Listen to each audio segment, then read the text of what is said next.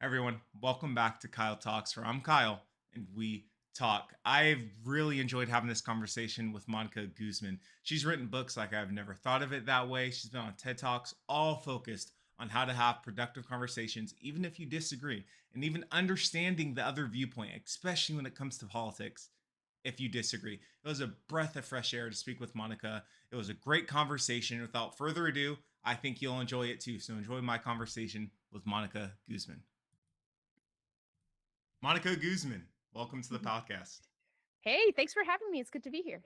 No, really, I, yeah, I don't want to sound like a fanboy or anything, Mm. but I really, really like your work. And I think it's pertinent not only to myself, but for the audience. But before we get into all that, what's your origin story? How did Mm. Monica start? Where we want to know everything about Monica. How'd you get here? Oof.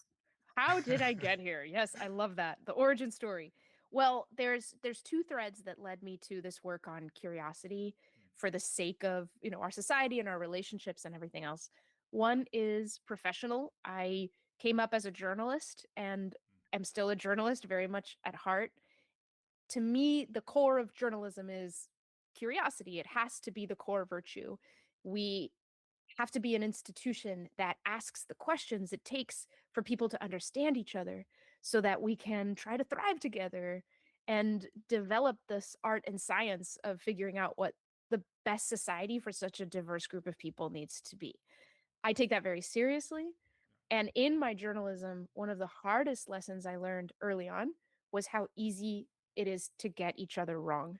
I still remember being in a newsroom, a small one, where someone came in, like basically in tears because of mistakes I had made in the story I had written. And I had been a really good student, really trying to check my notes and all of that.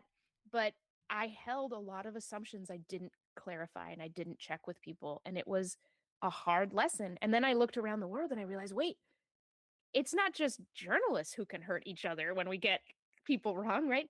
It's all of us.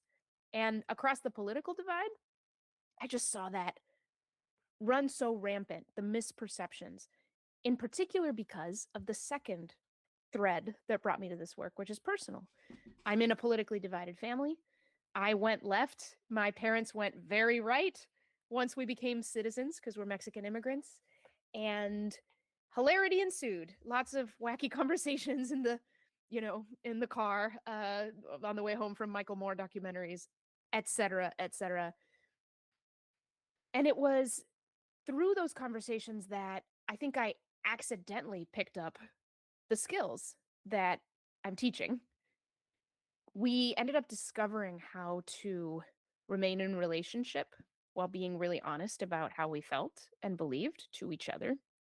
And we ended up discovering how to withstand the storms the other person would let loose if they really disagreed or if they felt really hurt by an idea. And it wasn't until the 2016 election that the contrast became so clear that my family could kind of do this. And it did hurt and it was really hard. And sometimes I would storm out of the room and those things happened.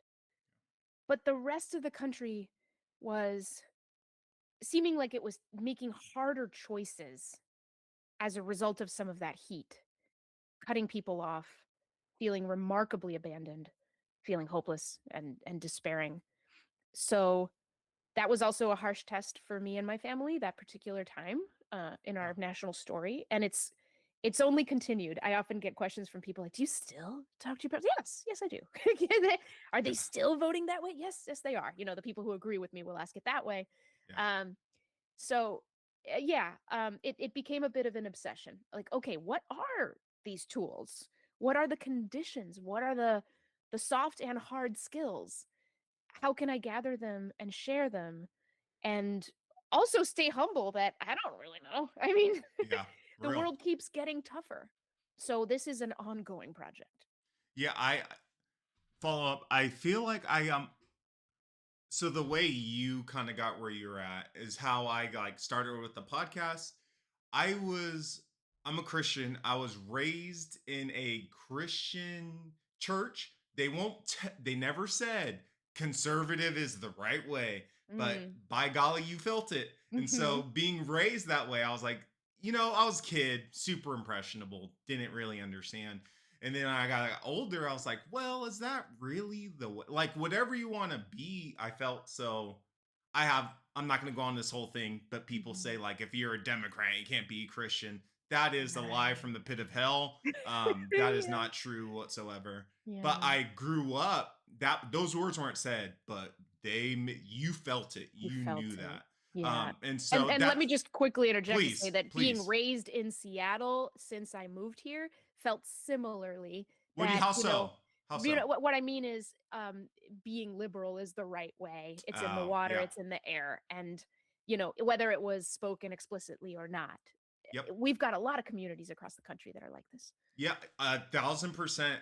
So anyways, I was like, well, I was posting stuff on Facebook. Like sometimes I get the memories and I'm like, ugh, I cringe. Like Mhm. I had no idea. I'm just regurgitating, which is a lot of today too.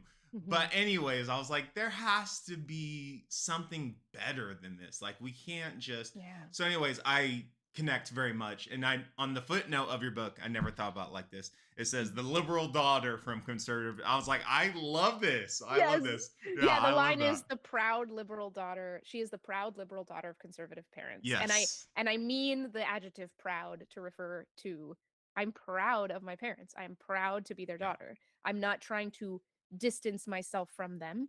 And maybe that's a little rare sometimes, it depends on who you Very ask. rare.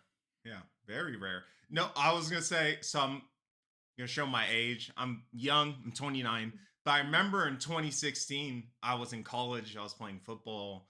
I was at San Diego State or Fresno City, excuse me. I'm Mhm. from. Anyways, I remember going to a history class. 2016 happened.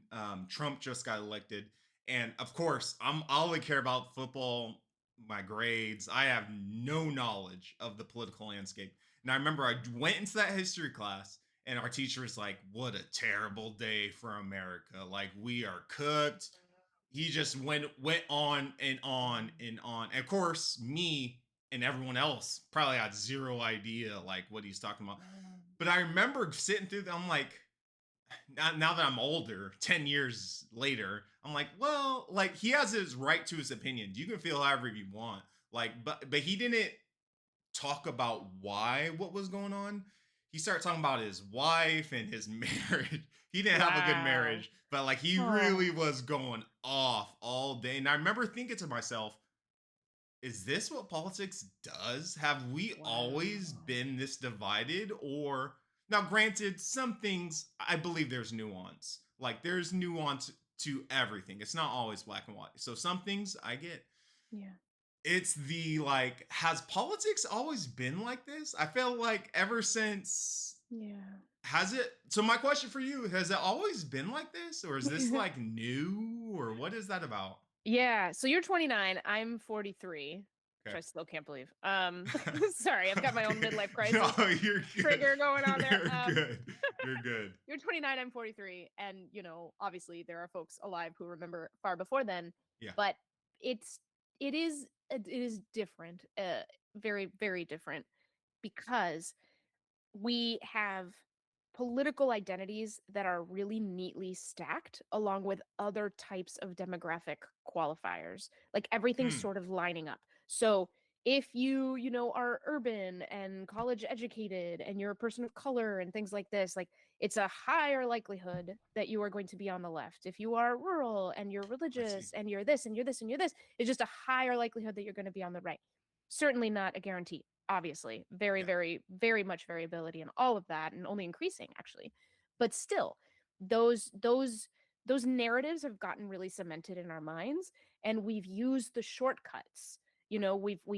We've put little grips on all those identities, and we've used those shortcuts. And at the same time, the moral stakes for a lot of people around political beliefs have just gone up and up and up and up. In part because we have ideological divides that are truly consequential, especially for Yeah. some folks more than others and things like this. Yeah. um, but also because, man, the partisan nature of our politics has kind of conspired with the trends and dynamics in our media to create this sort of attention economy hyperstorm Yeah. Yeah.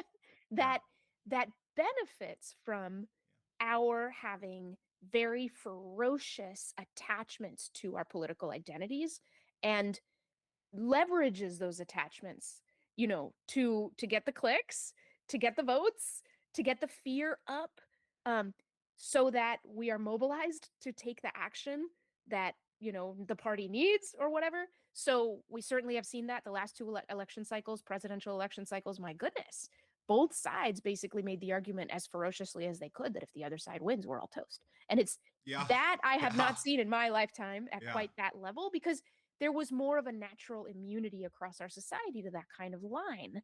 There were more, like back in the day, and I'm talking, further back decades, but you would have the liberal Republican and the conservative Democrat, and you would have also a lot more intermingling of Yeah. people with different ideologies in the same communities. And so you couldn't like hear on TV, they're all scoundrels, and really believe it because you had a friend and he wasn't a scoundrel. Yeah. But True. now we're so siloed Yeah. that more of us are believing, wow, they really are all scoundrels. They Man, really so are. so much on that. But first things I want to say, I growing up, I've seen this. Now this is extreme. We're talking. This was in high school. We were going through like school shooter scenario. Unfortunate, but it's Yeah. something we have to go through. Anyways, the Yeah. video. I'm sure you've seen it. It was popular. There's Yeah. like this kid. He had signs of coming to school and doing that. And he one of those things was he's had his phone. Even back then, like phone news cycles over and over, and that led him to do what he did. Mhm. And the same thing. Have you ever seen the show The Boys by any Yeah, with chance? the superhero thing. Yes, Yeah, I yes. It's have like like maybe two super seasons. Yeah. raunchy. Yeah, okay. Yeah. So, and anyways, there's a in the most recent season, you have it's a parody of American politics. I like that the show. But he was showing this guy who was getting fed news cycle after news cycle. Get these people out. These are terrible people. Mhm. Killer. And it really reflects today. Anyways, Yeah. in the show, he ended up again, this is a show, not real life, but it does happen in real life. He went and took someone's life because he was fed. Again, show, but really, anyways, what I'm saying here to like I agree with you. Mhm. We get so much of that siloed, especially in social media. We get so much of that this way, this, whatever side, doesn't Yep. matter. Yep. Um, and I was speaking with Doug Kaplan earlier, last year, who does polling. He does polling for presidents. Like this is his whole thing. And I asked him about this, and I'm curious your thoughts. He said, like, yeah, if you're running in today's day and age, you bring up one issue, you really triple, double, quadruple down on it, and you promote fear. Yeah. I'm like, is that really a good? I mean, it works, obviously, but it's like, Mhm. do we want society built on that? Yeah, exactly. The answer is clearly no. I think if you ask people, they Yeah, don't want that. But sometimes our behavior kind of belies, what how people can grip us, and they can grip us through our psychology. I yeah. studied film in college, Okay. and one of the facts I remember learning is that the genre that is cheapest to produce is horror, because fear is such an animating emotion. And, it just takes a little bit of catch up special effects and some clever Sure. storytelling, and you can get people activated in their seats at the movie theater. And folks who Mm, chase that feeling will come and watch your movie, and you don't have to spend that much money. I think that's actually very it kind of maps onto real life. Fear is an extraordinarily mobilizing emotion. It just is. If you're afraid of something, part of your mind is hijacked by it because your survival is somehow tied in.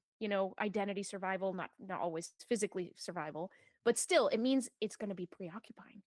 It means that you're trying to do something else, but you're afraid. It means it's going to be in there. And that's great. That's great. If somebody wants you to do something, if they make you afraid of what will happen if you don't do it, then you're yeah. going to do it because you need to, because so it's a very smart strategy for getting people to do something and getting people to focus and getting people to take their dopamine hits from media to try to, I don't know, like soothe all of those feelings with identity attachments and the rest of it. So yes, it makes perfect sense that that's the playbook in politics that works. uh, I know a lot of politicians who are working really hard to run a different playbook, but the Awesome. incentives are what they are.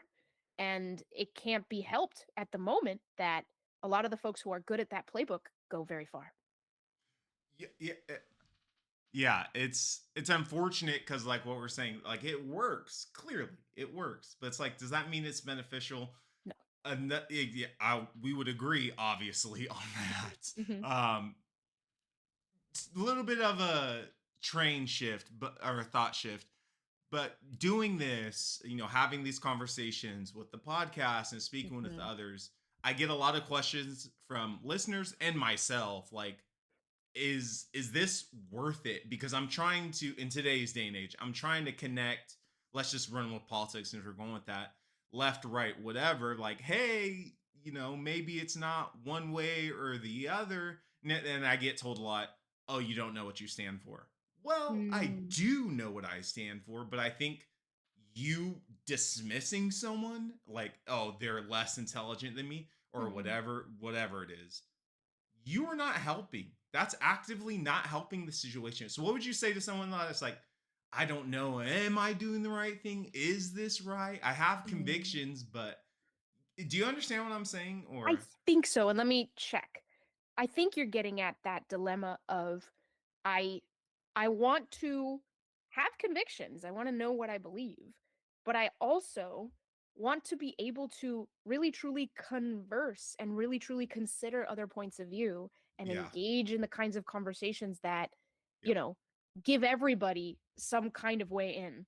yeah, Uh and that's the piece that I think it's true. I think there's some folks who maybe unconsciously or unwittingly are dismissing that as even a possibility. That if I have my convictions, those convictions actually require me to dismiss these other things because I need, when I have convictions, I must also have certainty.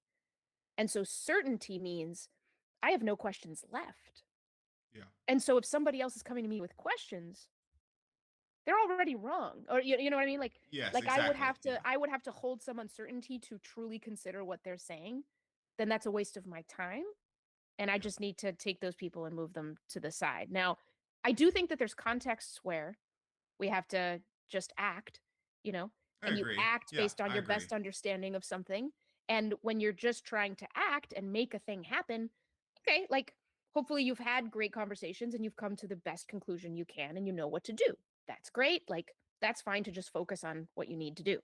But but I don't want to live in a society where people are so certain and always acting and therefore Hmm. never checking, never, because again, we got to look at the default settings of our world.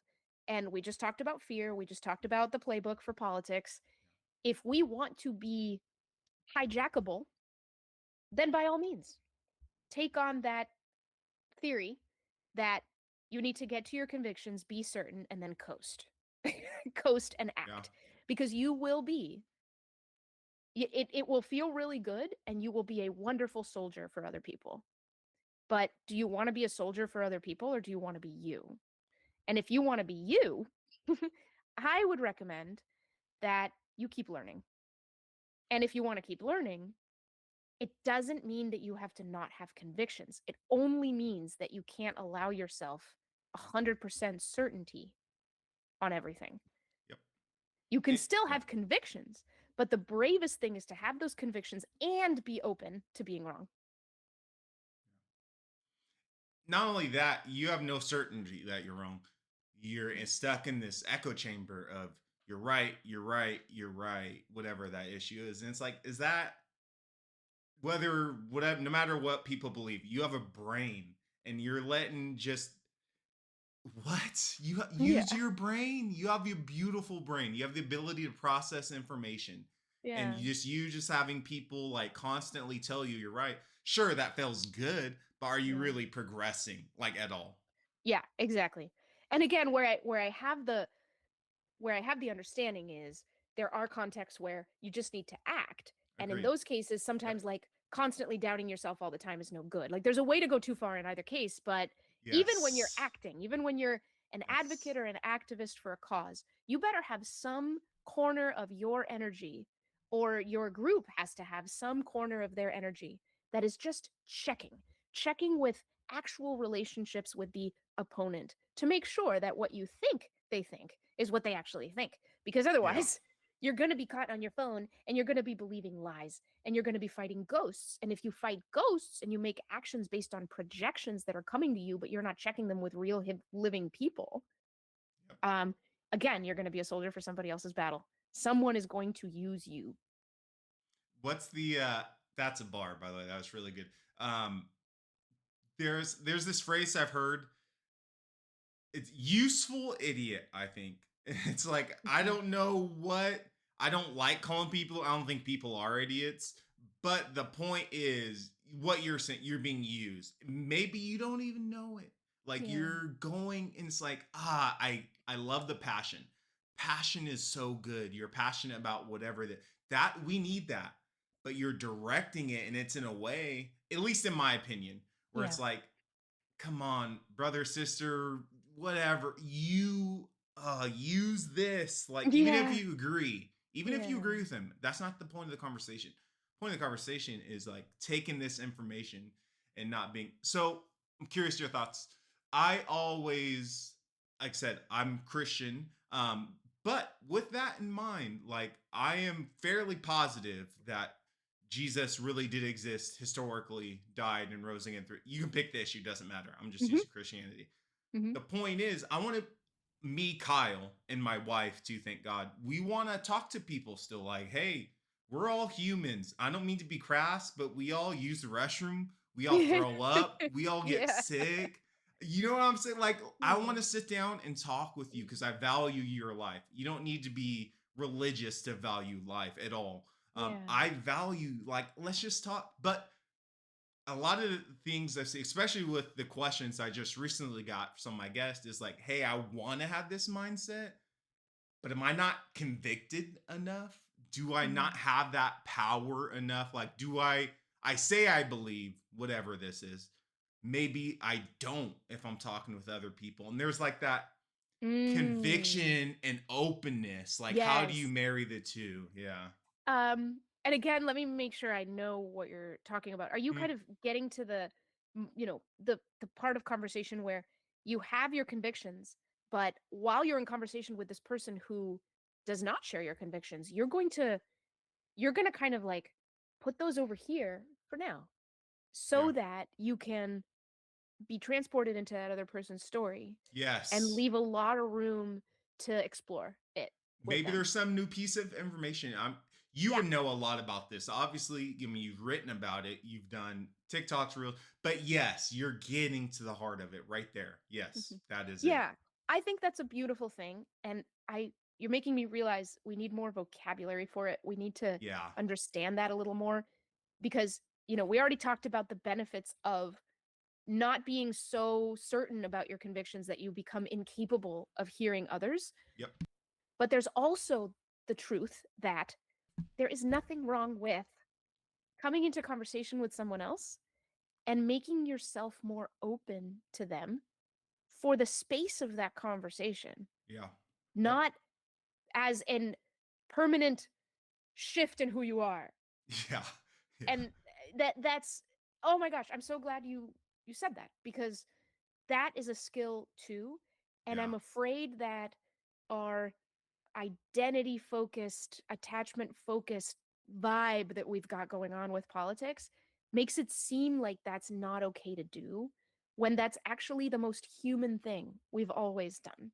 Um, and I would say even if it feels like we never do it, of course we do it. We do it, but in different contexts. When you are with a friend who's feeling really sad, really, really down, you're not gonna, you just had a great day. You're not gonna come and like barrel in with your great day. Yeah. You're going to lay down your great day so that you can be with them and hold compassion with them and lighten their suffering by helping witness it alongside them so that you can transform it together. That's Yep. what friends do. That's what humans do. That's love, right? Yep. So All this is the same thing, Yes, it except is. now it might be, just an animated disagreement about something. It's not clinical. It's not intellectual. When people are animated and convicted about a political idea, it says more about who they are than it says about the issue. It's still something they care about and that they're happy or sad about. It's still something people feel suffering around. And it's still something that we can commune with each other to help out. And understanding, being understood, is the gift. Yep. So you give that gift to somebody else, that's being a good human.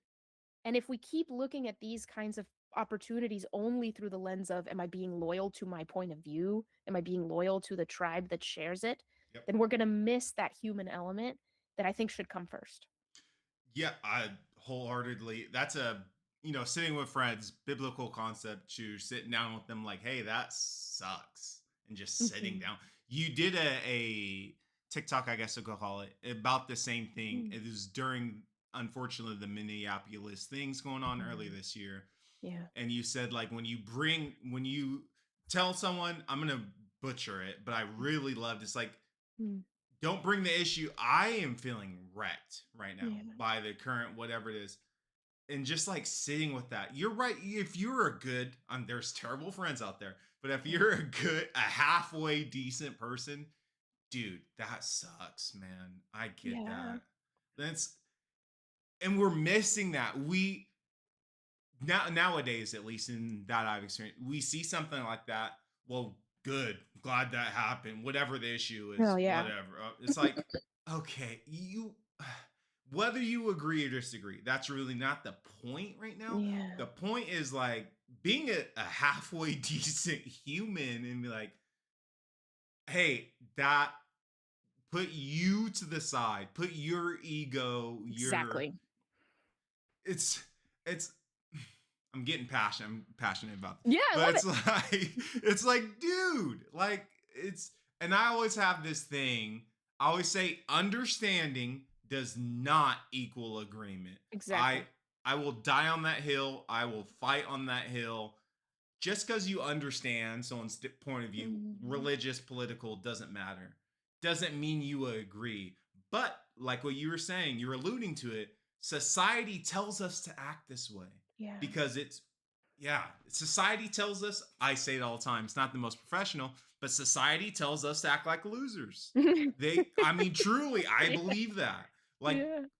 in that, I don't know if you have anything to add to that, but it's like, Yeah, I mean, I think that's a beautiful way to put it. Yeah, yeah. we don't want to be losers here, and No, what no, we no. really don't. And Agreed. understanding does not have to equal agreement. If it did, what would we be doing? Here's what we would be doing. Hmm. We would be equating having a relationship with being the same, and that's crazy. It's I don't crazy. fully follow that. If you could break Well, that. what I mean is, mm, I hear from a lot of people who Yeah. basically say, "Why would I talk to somebody from the other side Mm.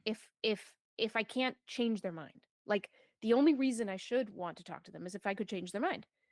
You know? Yeah. So so in other words, I don't want to reach for understanding unless it leads to agreement.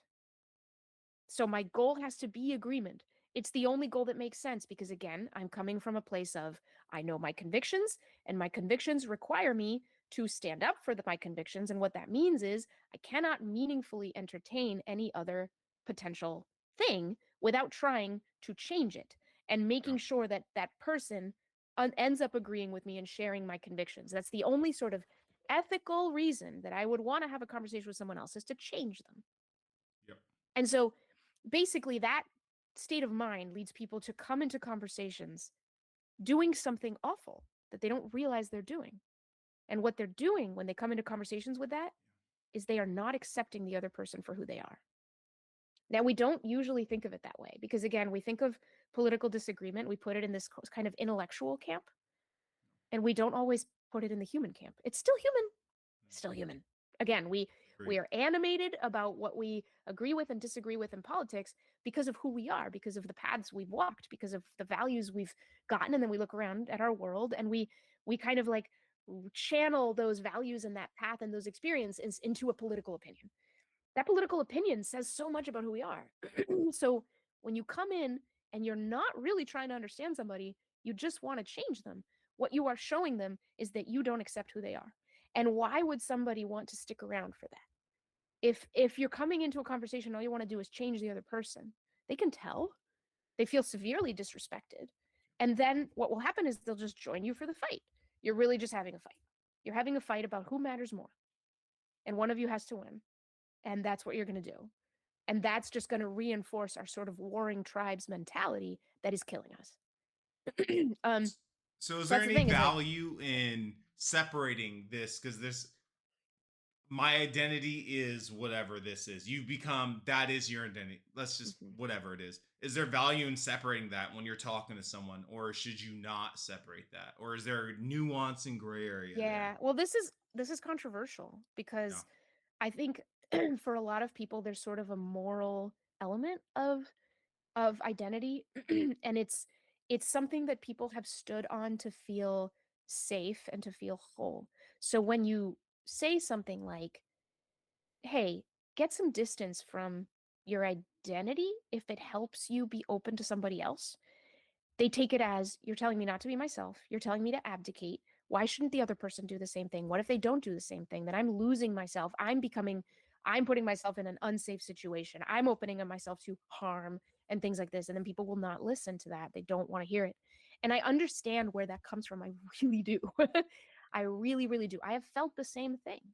It feels like you are abandoning yourself sometimes when you try to just even mentally psychologically put a distance between, you know, your ability to see and be and this story that you've glued yourself onto about who you are. Yeah. Yep. but but I just know that we do it all the time and that it's not as existentially dangerous to who we are in our sense of security as we think. I know that. I know it. And it's one of those knowing things that is difficult to articulate, but I know it. Um, I don't Knowing think it's that you dangerous. can have the separate, like what, Mhm. knowing that that separation is okay is what you're saying, or Yes. okay. Yeah. Knowing that that separation is not an abandonment of who you are. Yeah. That when you Okay. all like think of it this way, like and yet you're making me go new places. So please do, ask clarifying questions. But Yeah. you're not abandoning yourself. You're making sure that your eye, your ability to see your world, can look in 360 degrees of directions. If your True. eye is attached to who you are, it can Yeah. never look at itself. It True. can't. Yeah. I mean, You know, true. Yeah. unless I look at a mirror, I can't see my own face. And Yeah. so, what you want to be a fully free human in this world is you want to be able to look at yourself. And your eyeball cannot turn and look at itself unless it separates a little bit Yeah. from whatever it considers to be self. So, self is a story. Self is a story that we've attached to. I'm not diminishing that story. It's where we find purpose and meaning. That's okay. That's great. But it helps to see that it's a story we've told. And if we're not able to look at ourselves and inquire into ourselves, we're not going to be able to get a very wholesome, complete, wholesome's not the right word, a very complete view of the world around us. Um, and we're going to be trapped in the lenses that we hold. And if we're all trapped in those lenses and we're all deepening our attachment to those lenses, I don't know. I just think that that leads to war. Enough Yeah. of us need to be able to see the whole picture. Yeah. What are we talking about if we can't, for lack of a better word, what we're talking about walking in their shoes or a day in their shoes? Yeah. What can we, what are we talking about? You have zero idea. They have zero. It's the blind leading the blind. A natural follow up, I feel like this begs the question: what conversations are worth having with that in mind? So I'll preface this. Former athlete. I'm a bit more tough love. I Mhm. think that's actually good for people. Yeah. I know other people can say that's wrong, whatever. But I believe if you're having a conversation, excuse me, and you feel like intelligently unsafe, build a bridge, get over it. Yes. Like it's Yeah. not Like I love I'm it. sorry, I mean this really with love. I Yeah. feel unsafe. Brother, Yeah. you have a terrible foundation for whatever you believe in. That's why you feel unsafe. Now, there's difference though. There's nuance. If Yeah. you're in an area and we've all know, oh, if I say this, they're gonna physically do something. Yeah. That is not worth Yeah. don't. That's not. But if you're like, oh, my feelings, again, I know that's tough Yeah. love hard, but it's like, oh, my feelings, oh, this challenges me. Good. It Yeah. should challenge intelligently. We're not Yeah. trying to do like physical body checks. Don't avoid that. But it's like, again, society, and I'm curious what your thoughts on, am I wrong? Am I off? Mhm. But it's Mhm. like, we've gotten to the point where like, I feel intellectually unsafe. Mhm. Good. We should want that. No? Yeah, I so this is great because I'm usually in spaces where that point of view, that other point of view about, kind of the psychological safety is Hmm. very much taken for granted and Yeah. that's the truth and that's the reality. Yeah. And there's reasons for that. In Agree. those I agree. spaces, Yeah. yeah, in those spaces also the kind of identity conversation is tied to, different realities about like race and different Yeah. realities about class and different like it looks at power, it looks at hierarchies in our society, it sometimes sees those hierarchies as way too fixed in my opinion, but Yeah. just to step into that point of view. um Yeah. so what it basically says is that some people the pattern seems to hold are going to feel kind of uh, a certain kind of psychological lack of safety is going to feel so familiar and so repeatable and part of such a larger system of things that seem to be holding them back and things like this, that by reifying that, by making that really real, they find an empowerment. And I know that we could have a whole episode about this, so that's difficult. Yeah. but True. but I'll try to just kind of leave it there. Like we at the end of the day, we all have to find empowerment. Yeah. And some folks need to kind of like hold hands with other people who are like them and agree on a certain story about how the world sees them to feel power. And sometimes what that results in is this idea that, they're going to be psychologically unsafe if people say certain words. And I try to hold a lot of sympathy for that because then they see like way more than just that individual saying that word. They see a whole system. Showing up as a human at that point, what we would discuss, like whether again, agree, disagree, Yeah. that brother, I'm right. That, yeah, like Yeah. there's And that then component first. Yeah. exactly. But here's where I really want the whole world to kind of take more steps toward what you were saying. The simple kind of, hey, let's take a close look at this idea of safety. And I use the term psychological safety because you drew Okay. the very beautiful distinction around, look, if it's physical danger, get the hell out. You don't Yeah. need to stay. Agreed. That's Agreed. totally Yeah. okay. But what is this psychological safety thing? Yeah. And the if we are able to get separate from our stories in that way that I was just describing, of the eyeball gets to look all the way around, Yep. that is freedom. When you're able to do that, here's what I believe, and people will tell me I'm wrong, I'm okay with that. When you're able to do that, no matter what identity you hold, no matter what system of whatever Yeah. is inflicting pieces of who you are, you will be able to be free. I was just in South Africa, Okay. and somebody that I was speaking to from an all black township there, it was a fascinating trip, helped me understand he wasn't using the word safe, he was using the word free. And I think that's a better word. Um, How what we so? want, what Tell we us more. want is freedom. What we want is freedom to explore, freedom to say what we really believe, freedom to hear other people. We want freedom to think for ourselves. That's what we really want. We often talk about safety, and safety makes it sound like you're not in control. It's an external condition that needs to be either met or not met. Yeah. But I don't buy that. I don't buy that. I think that I think that there are a lot of resources that you can go to, that you can bring into yourself, that make you capable of freely moving through any conversation, freely hearing from anybody about any point of view. Again, so long as they're not physically in Yeah. danger. Agree with that. Let's Yeah. eliminate that. But if there's no physical danger, you can get the freedom to talk to anyone no matter who you are. And some people like, now here's the other thing. It's all nice to say that that's a good goal. But if you're walking into a conversation with someone and they say a thing and it triggers you in this way and you feel whatever, unsafe, and you Yeah. will, that's the trauma responses: fight, flight, freeze, fawn. When your body is in those trauma responses, you might want to be curious, but you can't in that moment. That's going to be really hard. So something Agreed. has locked in, and then you're just going to want survival, and you're going to forget the techniques, and you're going to forget your freedom. You're going to feel trapped. And sometimes the best thing to do really is like take a break, leave that conversation for now. You're going to have to do work outside of that conversation to find the capacity for freedom within it.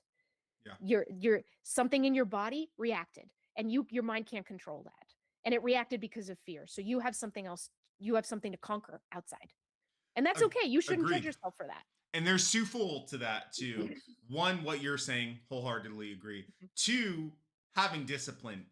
Today, again, I don't know if this is the hard headedness, but it's like if someone says something you don't like, you luckily, at least in America, you have the option to not talk to them. You don't have to talk to people. You Yeah. don't like, hey, Yeah. I disagree with you. I can just move on. Hey, that's your right. At the same time, we all again come back to this like 30 minutes ago. Society says lash out, they're dumb, they're stupid, ignorant, all of the nasty words. Mhm. Where's the discipline in that? Like, where's the? I'll say this because my Mm. grandma said, "Where's the home training? You were never. Mm. You're acting like you're not trained. You're acting like your emotions make decisions for you." Yes, Now I exactly. understand there are some topics where even I'm like, I don't know. Like, I really hate the fact that you think that or this. I trust me, I get that. At the same time, what you're saying, I have a mind. My emotions guide me. They shouldn't be like, hey, go punch that person. Like, that's crazy. Yeah. But at the same time, it's like I can I can have some kind of control over my physical response. And Right. today that seems far gone. Call Yeah. them whatever name because you're in the echo chamber and it's kind of coming circle. And it's like you're not. I don't know. Am I far off from that? Yeah. Because that nothing's happening. Yeah. No, I think a lot about my friend Wilkinson. He has a podcast called Derate the Hate. And yeah, just he's fabulous. Mm, Also Christian, and very much coming from this place of, in fact, one of his lines is, you can't let your emotions dictate your actions. yeah, You agreed. can't let your emotions dictate your actions. He used to be a very angry person who about politics, and he would go online and say all the hard things and like Yeah, sell t-shirts with the awful slogans and that kind of thing. And anyway, his story is fascinating. If you want to have him on, you would yeah. love him, and Sounds. you two would be locked in. Um but what he often talks about is exactly that, is how can you train your mind to, because our minds and bodies are connected. How can Correct. you train your mind Correct. to create the calm and the steadiness that when something comes in and smacks you, like they just said that thing, oh, instead of just reacting, you your mind and your body are a little more in concert. Your body's starting to do the thing, but your mind goes, hang on, Yeah. we know about this, right? Yep. We know what to do. We're going to chill. We're going to take a breath. And then we're going to remember some Yep. truths, and we're going to make a different choice. So, yes, you're absolutely right. So yes, even if, and this happened to me constantly, I can be in a conversation, somebody can say something that really kind of, for lack of a better word, triggers me. Yeah. I can feel my body react. And if I have wherewithal, is a nice word. If I have What the does that mean, sir? wherewithal, I'm a little ignorant. oh, Wherewithal. wherewithal. I don't know if I can define it, but Okay. I So. think what it means to me, actually, when you spit it up, wherewithal, that you're able to slow down and take a look at the dance from the balcony I see what you're saying. instead of Okay. from the middle of I the got cha you. cha. You're Yeah. way up here and you're able to see it, and you are able to be wiser and make better decisions. So Okay. the wherewithal. So yes, where do you get the discipline? You were just saying, can we get the discipline? Yes, I think so, and I think you build that discipline away from the heat. So Yeah. you have to somehow people Yeah. have their own ways. Like they go to God, they have their faith traditions, they have Yeah. their spirituality, they have journaling, if they're more Mhm. secular. They have Sure. trusted friends who will call them out on bad habits and help them, switch course. They have therapists. Yeah. Whatever, they just have a wiser conversation with themselves. And you can build that capacity that way. Yeah, we could have. I love this topic, by the way. I know Mhm. we're getting close to time, and I want to Mhm. respect your time because I know you're busy. Um, my last question before we jump to rapid fire Yeah. and our dear next guest. Last question. I get this a lot. I'm just curious your thoughts. We talk everything we talk about, condense it, and someone will say, playing devil's advocate, yo, that's great. But what if someone's opinion on whatever subject you pick means someone else gets harmed? How do you control yourself in a situation like that? Yeah. Sometimes that's an incredible opportunity because wow, they're in your presence. Maybe you have a relationship. And so it's Mm. often not a good idea to just let that go, let that pass. So then it takes a different kind of courage. Do you have the confidence to say, "Hey, hang on a second. That thing you just said, can we talk about that?" Or, there's all kinds of techniques. Sometimes repeating it back to them, you know, Yeah. all it, you I can't imagine what it would have been, but you think all blank are blank? Yep. And then the person goes, "Whoa." Sometimes they were barreling forward, and sometimes people often know when something was overly judgmental, when something is contributing to a divisive, toxic environment. People know if you just hold up the mirror by repeating that phrase back to them slowly. You know? Mm. But do you have the courage to do something to pause and look at it? Um, sometimes the wrong thing to do is to go, "You monster." Yeah. And hardly anybody does that because that's really weird to do in the moment, And with perseverance. somebody. Yeah. Face to Like, face. Yeah. That that's not doesn't a happen. thing. Yeah. And you also do have to be curious. Did they mean it the way you heard it? Yeah. Is the first question. That question should not stop you from saying anything necessarily, but it should give you, again, that little bit of uncertainty to be able to hold them in goodwill, because you're not going to be able to understand where they're coming from without goodwill, and you're unlikely to have any influence on them if they really did Yeah. do carry a belief that could be harmful without goodwill, without understanding them. Great segue. Everyone, check out. I never thought about it that way. That's literally your book. Yeah. So Oh, and by the way, it's I never thought of it that way, I not never about. thought of it that way. Yeah, Google it's will fix it fantastic. for you. Yes, But yeah. they'll know. Just type in Monica Guzman. You'll Yeah. you're famous. So with that, we're getting at the end, and I do this with every guest. I love talking to people, regardless of wherever. I would love my guests to do that. So I do a segment at every podcast called Dear Next Guest. Hmm. Um, the previous guest leaves a question for you, and then you leave a question for our next guest. So our Cool. guest, my last person I spoke, Andy Elwood, he left a question, and let me pull it up here. It says, "Dear next Okay. guest, if you could describe yourself as a cuisine of food, what would it be and why?" A That's a good one. I think it's cuisine the of best one. food. Indian, Okay. because it's so colorful. It does enormous quantities of spice. I mean, in American cooking, it's like half a teaspoon of thyme. And Indian, it's like 2 tablespoons. Like put in the whole thing of garam masala. So it's lots of spice, lots of color, lots of flavor, and I guess I like to think of myself that way sometimes. Indian food. Okay, I like that. I like Mhm. that. What question do you have for our next guest? Could be anything. Anything. Oh Serious, my. non-serious, whatever you want to Okay. ask them. What is an opinion you hold that is very unpopular? Popular opinion you hold. What So is I an always opinion like you writing it hold down. that is very unpopular? What's the Yeah. opinion you hold that is very. That's gonna be That a that good you one. believe is unpopular. Yeah. That's And it could gonna be be in a pop good one. culture or whatever. That's Just give gonna us be give a us your good hot one. take. That's Yeah. gonna be a good one. Mhm. Well, Monica, we're at time. I've absolutely enjoyed this conversation. I know people will Mhm. enjoy it as well. So if someone says they listen to this, wow, this person, Monica, is great. There a lot of them are going to agree with what you say. How can they get connected to you, with you, read your work? How do they do that?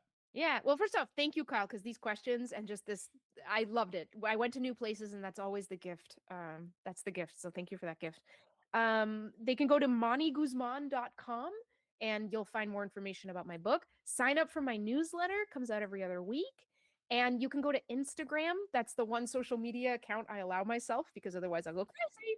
And I put in a lot of videos, one of which was referred to here with, tips and techniques and insights, just trying to deliver them in small bite-sized pieces. So check me out there as well. All right. Thank you for your time, Monica. All right. Thanks, Kyle.